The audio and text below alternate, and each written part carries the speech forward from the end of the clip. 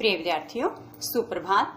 आज हम 9th class में कृतिका बुक का चैप्टर नंबर 3 जिसका नाम है रीढ़ की हड्डी, इस पार्ट को आगे कंटिन्यू करते हैं। प्यारे बच्चों, जैसे कि हमने लास्ट वीडियो में पढ़ा था कि जो रीढ़ की हड्डी पार्ट है यह आज के समाज में कुछ दकियानुसी लोगों की सोच पर कटाक्ष करता है। ये बताता है कि आज भी समाज में बहुत सारे ऐसे व्यक्ति हैं जो लड़कों को ज्यादा अहमियत देते हैं और लड़कियों को सिर्फ भोग्य वस्तु मानते हैं। एक ऐसी वस्तु मानते हैं जिसको हम आसानी से खरीद सकते हैं। इस पाठ में ऐसा ही एक संवादात्मक रूप प्रकट हुआ है हमारे सामने कि जैसे रामस्वरूप और उसकी पत्नी थी प्रेमा। इनकी एक बेटी थी जिसका नाम था उमा। काफी अच्छी पढ़ी लिखी थी वो, काफी सारे गुण थे उसके अंदर, सारा काम आता था उसको। और जैसे ही उसको देखने वाले आते हैं जिसका नाम है गोपाल प्रसाद, और उसका लड़का खुद यानी शिवम भी आता है वो उस लड़की को देखने जिसका नाम है शंकर। बहुत ही दकियानुसी, बहुत ही निम्न सोच के व्यक्ति होते हैं। ऐसा नहीं है कि वो खुद पढ़े लिखे नहीं थे कि उनको शिक्षा का महत्व ही नहीं पता था, बल्कि वो बहुत अच्छे पढ़े लिखे थे।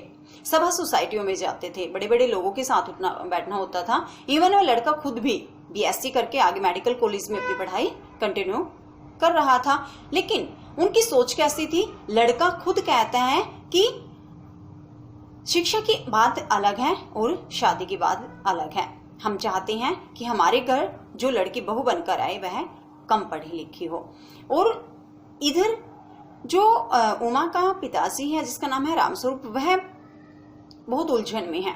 वह चाहता है कि लड़का अच्छे घर परिवार का हो। और दूसरी समस्या क्या थी उसकी कि उसकी पढ़ी लिखी बेटी थी, जबकि वो तो ऐसी बहू चाहते थे जो पढ़ी लिखी ना हो। तो यहाँ रामस्वरूप भी उलझन में होता है। जैसे कि हमने लास्ट वीडियो में पढ़ा था कि जैसे गेस्ट आते हैं हम अपने घर में साफ सफाई करते हैं, तैयारी करते हैं, तो ऐसे ही वहां भी प्रेमा लगी हुई थी तैयारियां करने। कभी वो तख्त बिछाते हैं, कभी उस पर दरी चादर बिछाते हैं। तो कभी जैसे वो लड़के वाले आ रहे थे तो थोड़ा सा स्पष्ट भी करना था कि मेरी बेटी को काफी सारा काम आता है, तो वे कहते कि चलो हारमोनियम भी रख देते हैं ताकि वो थोड़ा सा गा भी देगी। इस तरह से वो साज सज्जा में लगे हुए हैं। और तभी उनको याद आता है कि जो मक्खन है वो तो है ही नहीं, तो वह अपने नौकर जिसका नाम है रतन उसको मक्खन लेने के लिए भेज देते हैं। उसी समय गोपाल प्रसाद और उनका बेटा शंकर वहां आ जाते हैं। बातें शुरू हो जाती हैं। गोपाल प्रसाद अपनी तरफ से मतलब अपनी बातें स्पष्ट करता है, तो रामस्वरूप एक लड़की का पिता होने के नाते अपनी तरफ से अपनी बातों को स्पष्ट करता है। तो प्यारे बच्चों, चलिए पाठ को आगे कंटिन्यू करते हैं, देखते हैं कि आगे कहानी में क्या होता है। पाठ को आगे देखते हैं। प्रेमा कहती है, अरे मैंने तो पहले ही कहा था एंट्रेंस ही पास करा देते, लड़की अपने हाथ तो रहती और इतनी परेशानी न उठानी पड़ती, पर तुम तो बात को ऐसा कहकर वह आधा छोड़ देती है। तो प्रेमा क्या कहते कि मैंने तो आपको पहले ही कहा था कि सिर्फ इसको एंट्रेंस पास करा दो, आगे मत पढ़ाओ, तो इससे लड़की हमारे हाथ में रहेगी और इतनी परेशानी भी उठानी नहीं पड़ेगी, लेकिन आप नहीं माने। रामस्वरूप उसकी बात को बीच में ही काट देता और कहता है, चुप चुप, दरवाजे में झांकते हुए, तुम्हें कतई अपनी जबान पर काबू नहीं है। कल ही यह बता दिया था कि उन सब लोगों के सामने जिक्र और ढंग से होगा। तो रामस्वरूप क्या कहता है कि कल ही मैंने तुम्हें यह बताया था कि जो लोग बेटी उमा को देखने के लिए आ रहे हैं ना, उनके सामने जो जिक्र है ना किसी और तरह से करेंगे, मगर तुम तो अभी से सब कुछ उगले देती हो। उनके आने तक तो न जाने क्या हाल करोगी, जब तक वो आएंगे तब तक तो पता नहीं क्या हाल होगा। प्रेमा कहती है, अच्छा बाबा, मैं न बोलूंगी, जैसी तुम्हारी मर्जी हो करना, बस मुझे तो मेरा काम बता दो कि मुझे क्या काम करना है। रामस्वरूप कहता है कि तो उमा को जैसे हो तैयार कर लो, नैसे ही पाउडर, मतलब पाउडर वगैरह नहीं लगा रही तो मत लगाने दो, वैसे कौन सी बुरी है वो, उसे ना पान लेकर भेज देना। वो नाश्ता तो तैयार है ना। रतन का आना, रतन आ जाता है, आ गया रतन, इधर ला इधर, क्योंकि वह हारमोनियम लेने के लिए गया था। तो उससे कहा गया बाजा नीचे रख दे, जो ये बाजा है ना हारमोनियम, इसको नीचे रख दो, चद्दर खोल और जरा उधर से पकड़। और वे क्या करते हैं, जो तख्त लाया गया था ना उस पर चद्दर बिछाते हैं। प्रेमा कहती है, नाश्ता तो तैयार है, मिठाई तो वे लोग ज्यादा खाएंगे नहीं, कुछ नमकीन चीजें बना दी हैं, फल रखे हैं, चाय तैयार है और टोस्ट भी, मगर हाँ मक्खन तो आया ही नहीं। तो वह कहते जैसे टोस्ट पर मक्खन लगाकर खाते हैं ना, तो उसने कहा कि मक्खन तो है नहीं। रामस्वरूप कहता क्या कहा, मक्खन नहीं आया। तुम्हें भी किस वक्त याद आई है मक्खन की? जानती हो कि मक्खन वाले की दुकान कहाँ है? दूर है। पर तुम्हें तो ठीक वक्त पर कोई बात सूझती ही नहीं, कोई बात सही समय पर याद आती ही नहीं। अब बताओ, रतन मक्खन लाए कि यहाँ का काम करे? रतन के घर का नौकर था ना, तो इसलिए कहता है कि अब मैं रतन को मतलब मक्खन के लिए भेजूं या फिर यहाँ का काम करवाऊं। दफ्तर की चपरासी से कहा था आने के लिए, क्योंकि काम था ना, तो इन्होंने कहा कि मैंने दफ्तर के चपरासी को कहा था। 100 नखरों के मारे उन्होंने काफी नखरे दिखाए। प्रेमा कहती है यहाँ का काम कौन ज्यादा है? तो यहाँ का काम कौन सा ज्यादा है? कमरा तो सब ठीक ठाक है ही, क्योंकि उन्होंने कमरे में तख्त बिछा दिया था, उस पर दरी चादर बिछा दी थी, हारमोनियम भी वहां रख दिया था। कहती है बाजा सितार भी आ गए हैं। नाश्ता यहाँ बराबर वाले कमरे में ट्रे में रखा हुआ है। उन्होंने नाश्ता बना दिया था। उन्होंने कहा कि जो नाश्ता है साथ वाले कमरे में ट्रे में रखा हुआ है, सो तुम्हें पकड़ा दूंगी। एक आध चीज खुद ले आना और एक आध चीज है तुम अपने आप ले आना। इतनी देर में रतन मक्खन ले ही आएगा, 2 आदमी ही तो हैं। और तब तक ये जो रतन मक्खन लेने के लिए आ जाएगा ना, वो भी मक्खन लेकर आ जाएगा। और 2 आदमी ही तो है, यानी कि जो आदमी आ रहे हैं वो कितने हैं? सिर्फ 2 आदमी आ रहे हैं। राम स्वरूप, हाँ, एक तो बाबू गोपाल प्रसाद और दूसरा खुद लड़का है। तो उसने बताया कि एक तो हाँ खुद जो लड़के के पिताजी, उनका नाम बाबू गोपाल प्रसाद और दूसरा खुद लड़का है। देखो, उमा से कह देना कि जरा करीने से आए, करीने यानी अच्छे से आए।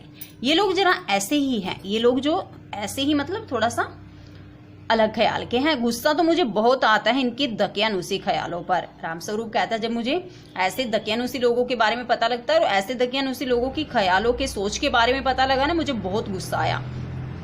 खुद पढ़े लिखे हैं, वकील हैं, सभा सोसाइटियों में जाते हैं, मगर लड़के चाहते हैं ऐसी कि ज्यादा पढ़े लिखे ना हो। इन्होंने कहा कि खुद अच्छे पढ़े लिखे हैं, वकील हैं, सभा सोसाइटियों में जाते हैं, लेकिन लड़के ऐसी चाहते हैं जो कम पढ़ी लिखी हो। प्रेमा, और लड़का क्या करता है? रामस्वरूप बताया है, कहते हैं बताया तो था तुम्हें, बाप शेर है तो लड़का 1.25 शेर। बीएससी के बाद लखनऊ में ही तो पढ़ता है, मेडिकल कॉलेज में। कहता है कि शादी का सवाल दूसरा है और तालीम का दूसरा। तालीम का अर्थ होता है शिक्षा, यानी कि पढ़ाई का। क्या करो, मजबूरी है, मतलब अपना है, वरना इन लड़कों और इनके बापों की ऐसी कोरी कोरी सुनाता कि ये सभी। तो रामस्वरूप क्या कहता है कि जो लड़का है उसने वह भी पढ़ा लिखा है, बीएससी के बाद यहाँ मेडिकल कॉलेज में है लखनऊ में ही, और उसकी भी सोच दकियानुसी है। वह कहता है कि पढ़ाई की अलग बात होती है, शादी की अलग बात होती है। तो रामस्वरूप कहता है क्या करूं, मेरी मजबूरी है, नहीं तो इन लड़कों और इनके बापों को इतनी अच्छी अच्छी बातें सुनाता मैं। रतन, जो अब तक दरवाजे के पास चुपचाप खड़ा हुआ था, जल्दी जल्दी बाबूजी, जो मतलब मक्खन लेने के लिए जा रहा था ना रतन, वह अभी गया नहीं था, दरवाजे के पास ही खड़ा था और उसने फटाफट से कहा बाबूजी। रामस्वरूप कहता है क्या है? रतन कहता है कोई आते हैं, यानी कि कोई आया है, कोई आ रहा है। रामस्वरूप दरवाजे से बाहर झांक कर जल्दी मुंह अंदर करते हो। पहले उन्होंने दरवाजे से बाहर झांका, देखा और फटाफट से अंदर की तरफ मुंह लाकर कहते हैं अरे ए प्रेमा, वे आ भी गए हैं। यानी जो आने वाले थे ना, कौन आने वाले थे? गोपाल प्रसाद, उनका लड़का। नौकर पर नजर पड़ती, अरे तू यहीं खड़ा है बेवकूफ, गया नहीं मक्खन लाने? सब चौपट कर दिया। तो उसने अपने नौकर से कहा कि तू अब तक यही खड़ा है, तुझे तो मक्खन लेने के लिए जाना था, फटाफट से जा। अभी उधर से नहीं, अंदर के दरवाजे से, तो क्योंकि सामने वाले दरवाजे से तो जो 2 गेस्ट आने वाले थे वो आ रहे थे। नौकर अंदर आता है और तुम जल्दी करो प्रेमा, उमा को समझा देना, थोड़ा सा गा देगी। उन्होंने कहा कि अपनी बेटी यानी कि हमारी जो बेटी है ना उमा, उसको ये समझा देना कि उनके सामने थोड़ा सा गा देगी। प्रेमा जल्दी से अंदर की तरफ आती है, उसकी धोती जमीन पर रखे हुए बाजे में अटक जाती है। उसने साड़ी डाल रखी तो वहां जो हारमोनियम रखा था ना उसमें उसकी साड़ी अटक जाती है। प्रेमा, उफ, ये बाजा वहां नीचे ही रख दिया कम वक्त, यानी कि रतन ने वह जो बाजा मंगवाया था ना हारमोनियम, वह उसने नीचे ही रख दिया था। रामस्वरूप, तुम जाओ, मैं रखे देता हूँ जल्दी। वह कहता है कि तुम जल्दी से अंदर चली जाओ, मैं इसको रख देता हूँ, तख्त पर रखना था वो।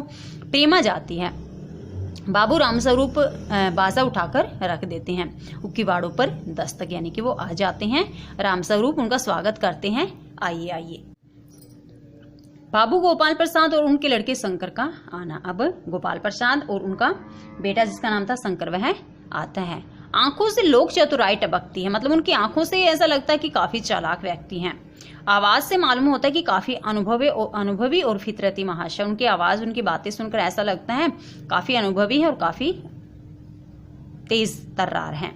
उनका लड़का कुछ खीस निपोरने वाले नौजवानों में से है, जो टींगे हाँकते हैं ना, ऐसे नौजवानों में है। आवाज पतली है और खिसियाहट भरी, लड़कियों जैसी आवाज है। झुकी कमर इनकी खासियत है, और उनकी कमर कैसी थी? झुकी हुई।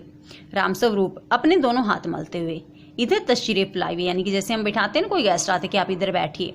बाबू गोपाल प्रसाद बैठते हैं, मगर बेंत गिर जाता है। गोपाल प्रसाद ने हाथ में जो छड़ी ले रखी थी ना, वह गिर जाती है। रामस्वरूप, ये है बेंत, लाइए मुझे दीजिए। और उस बेंत को, उस छड़ी को क्या करते हैं, वो कोने में रख देते और सभी बैठ जाते हैं। तो रामस्वरूप पूछते हैं कि क्या मकान ढूंढने में कोई तकलीफ तो नहीं हुई? गोपाल प्रसाद खंखार कर, नहीं, तांगे वाला जानता था, और फिर हमें तो यहाँ आना ही था, रास्ता मिलता कैसे नहीं। तो गोपाल प्रसाद कहता है कि नहीं, हमें कोई तकलीफ नहीं हुई, क्योंकि एक तो तांगे वाला जानता था और दूसरा हमें यहाँ जब आना ही था तो रास्ता कैसे नहीं मिलता। रामस्वरूप, यह तो आपकी बड़ी मेहरबानी है, मैंने आपको तकलीफ तो दी। तो रामस्वरूप बात को ना थोड़ा सा घुमा फिरा कर थोड़ा स्पष्ट करने की कोशिश करता है कि ये तो आपकी मेहरबानी है कि मैंने आपको तकलीफ दी। गोपाल प्रसाद, अरे नहीं साहब, जैसा मेरा काम वैसा आपका काम, आखिर लड़के की शादी तो करनी ही है, बल्कि यूं कहिए कि मैंने आपके लिए खासी परेशानी कर दी। तो गोपाल प्रसाद भी अपनी बात को स्पष्ट करता है कि जैसे आपको अपनी लड़की की शादी करनी, वैसे मुझे अपने लड़के की करनी है, इसमें परेशानी कैसी? रामस्वरूप कहता है, यह लीजिए, आप तो मुझे कांटों में घसीटने लगे, हम तो आपके सेवक ही हैं। तो मतलब देखिए, बार बार में भी हैं दिखा रखा है ना, इसका अर्थ है कि उनकी चापलूसी कर रहे हैं, हाजी हजूरी कर रहे हैं उनकी। थोड़ी देर बाद लड़के की तरफ मुखातिब होकर, यानी कि उनकी तरफ मुखड़ा करके, और कहिए शंकर साहब, कितने दिनों की छुट्टियां हैं? शंकर जी, कॉलेज की तो छुट्टियां नहीं है, वीकेंड में चला आया। जैसे वीकेंड होता है ना, तो इसने कहा कि मैं वीकेंड में चला आया, कॉलेज की कोई छुट्टियां नहीं है। रामस्वरूप, आपके कोर्स खत्म होने में तो अब साल भर रहा होगा, यानी कि आप जो कोर्स कर रहे हो उसमें तो अभी खत्म होने में शायद 1 साल रहता है। शंकर कहता है, जी ये कोई 1-2 साल रहते हैं। रामस्वरूप कहता है, 1-2 साल? शंकर जी, 1 साल का मार्जिन रखता हूँ, यानी कि इसका अर्थ क्या है मार्जिन रखने का? यानी कि वो फेल हो गया था, इसलिए कहा उसने कि जो उसका कोर्स 1 साल में खत्म हो जाना चाहिए था, उसके लिए अभी उसके पास कितना टाइम है? 1-2 साल का।